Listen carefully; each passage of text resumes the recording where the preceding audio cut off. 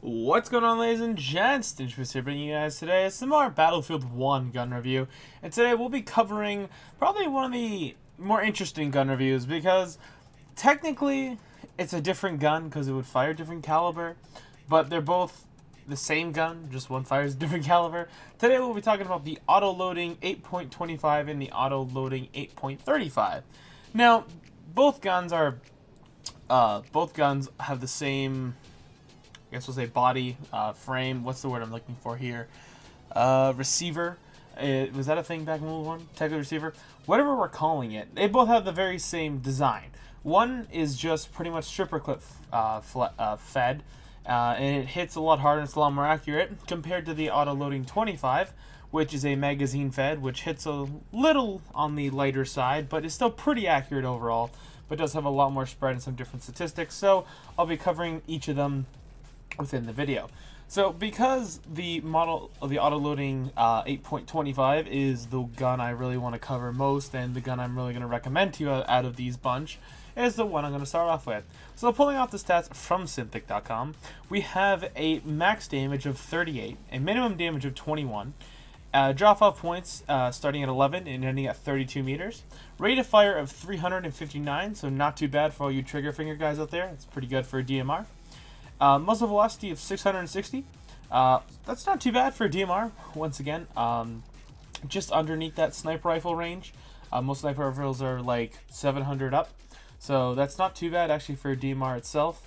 A mag size of 16. Now this is a magazine itself, so compared to its brother, the Autoloading 35, that stripper clip fed has like 5 shots only. Real big change in that. A deploy time of 0.7, so once you're bringing out the gun, that's how long it will take for you to swap between your gadgets and sidearms, so that's pretty nice.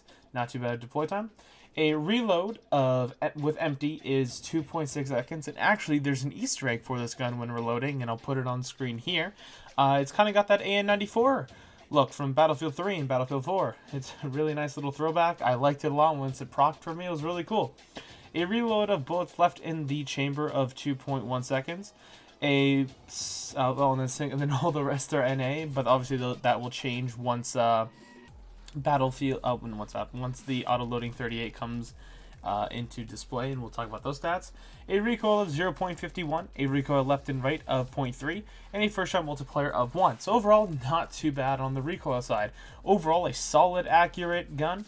My friend, a dangerous puppy, who was getting into Battlefield 1, was really struggling with the medikit, and once he unlocked this gun, he was a big fan of the SKS throughout Battlefield 3 and Battlefield 4, so this definitely reminded him a lot of it, he stated, and he had a lot of service stars with that gun throughout his career. So honestly, it's a pretty good DMR. It's most reminiscent of previous Battlefield DMRs, like the SKS, as stated before. So if it's something that you guys may want to look into, it's really easy for you guys with trigger fingers. Just don't get too far ahead of yourself with spamming, because then your bloom will go insane.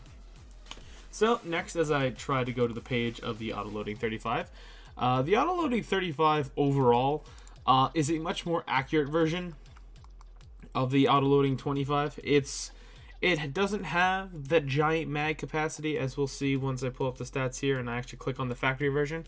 Now there is a marksman version that comes with the sniper scope that may be a little bit more beneficial than the factory version because it only gets 5 shots and it's extremely accurate, but I'll show you guys the stats for the factory version. But overall, if you had to pick between the 35 factory and the 35 marksman, I'd probably go with the marksman. Once again, that sniper scope is extremely beneficial, especially with an accurate gun like this. So not too much has changed, obviously, as you see, except the damages. The damage points are now 42 and 30, so that always keep it above. It'd always keep it a 4-shot kill and below, technically. Yes, because 3 is below 4. I'm good at math, I promise. So it'll always be within a 3-shot kill range, which is really nice, or 4-shot kill once it passes 34 max damage. But yeah, overall, you'll start experiencing that. Let's see exactly where it goes to damage. So once you hit 47 meters, that's when your gun will stop being a 3-shot kill, which isn't too bad. That's not bad distance at all, especially for an accurate DMR. But once again, you only do get 5 shots. So a fire rate, it states the same of 359 RPM. Now, the trigger finger, as I stated before with the spamming of this, doesn't apply too much for these 5 shots because this version is much more accurate than the 25. So something to keep in mind if you guys are interested. Muzzle velocity is all about the same. Deploy time is about the same. Not that much different. Obviously, once we get into the reload and recoils, it does change up just a touch. So there's no magazine, so those are left as NA. It has a pre-reload delay, so when you pull back the top, or the bolt carrier, whatever it's technically called, to load in the shots, and then a post-reload delay of 0.85, and a pre-reload delay, I think I missed that, of 0.8 seconds, which is nice. A single bullet reload of 0.5 seconds, which kind of has been the standard for most guns with its feed-in single rounds. Really fast to reload on that. A bridge delay of 3 seconds, so when you slide back over the bolt, that's how long it will take. A stripper clip size of 5, because it only gets 5 shots. And a stripper clip reload of 1.567 seconds. So honestly, it's not really worth to reload one shot at a time. Just empty out your magazine, guys, or even if you don't kill someone with the last shot, stay in cover, hit them, empty out your mag, or empty out your chamber, whatever you call it, load a new stripper clip, and re-engage the target. At least the guy will be pre-damaged, and the reload isn't too long, so you can start hitting those shots a lot faster. The guy's pre-damaged was said. It's really accurate, really hits hard. Those are going to be your strengths, and that's why I would suggest the marksman, because you can keep that damage up at easier to see with the sniper scope compared to iron sights for the factory version. They'll make things a lot easier for you. Recoil up of 0.85, recoil left and right of 3, and a first shot multiplier of 1. So overall, not that bad on the recoil side. Really accurate rifle, really hits hard, but it has no ammo capacity, unfortunately, which really does suck. So that's pretty much it. It all depends on what you're interested for. Interested in for pure accuracy, go with the Autoloading 8.35 Marksman. If you're interested in a SKS style BF4, BF3 DMR, I would suggest the Autoloading 25. It's going to get you a lot farther. Personally, I use the 25 a lot because I am an aggressive player. I stick with my squad, I revive people, I throw med bags, I'm up in the front lines, and I'm throwing med bags everywhere. I gotta make sure everyone stays alive. I'm gonna need those extra rounds, and still being a 3-shot kill isn't too bad at the end of the day when you're at close range. It really doesn't make too much of a difference.